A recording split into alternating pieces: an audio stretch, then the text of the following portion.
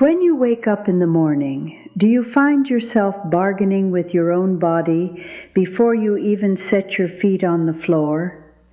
You sit on the edge of the bed, and for a second you just wait. You wait for the stiffness to loosen. You wait for the knees to stop complaining. And you wonder if today is going to be one of those days where every step feels like you are walking on glass. I know this feeling. I am 74 years old, and for a long time I thought this was just the inevitable price of living a long life. I thought pain was the tax we paid for surviving 7 decades on this earth. We are told that our joints wear out like old tires on a car, that there is nothing to be done but to swallow more pills and hope for the best. I want to be very clear with you, my friends, before we go any further. If you are living with constant, debilitating pain, please do not ignore it. Your body is sending you a signal, and that signal deserves to be read by a professional. Go to your doctor, tell them exactly what you are feeling, and let them help you rule out anything serious.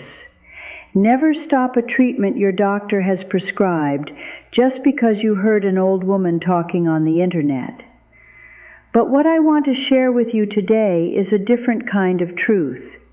It is the truth about how much power we still have over our own bodies, even at 74, 80, or beyond. It is the truth about how I finally quieted the fire that was burning in my own joints. It started not with something I added to my diet, but with something I took away. For years I was eating something almost every day, something that most people in our world consider perfectly normal, perfectly healthy even. It was a staple in my pantry.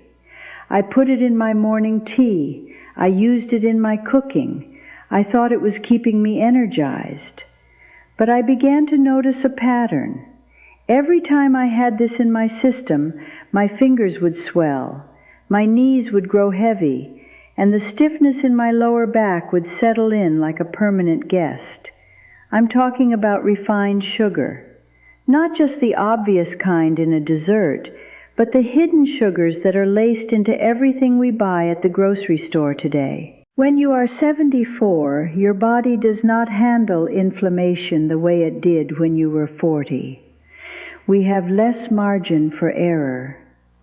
Think of your body as a house. When you are young, you can leave a few crumbs on the floor and the house stays clean. But when you get older, that same mess starts to attract pests and rot.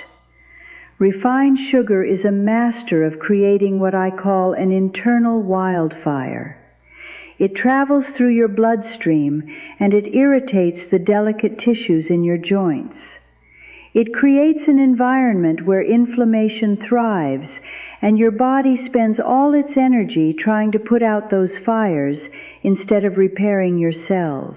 When I finally realized that my favorite little indulgences were actually the things pouring gasoline on my own pain, I decided to try an experiment. I didn't tell myself I would give up sugar forever, because that felt too much like a punishment. I just told myself I would give it up for 2 weeks. I wanted to see if the fire would go out. The first few days were difficult. My body actually craved it.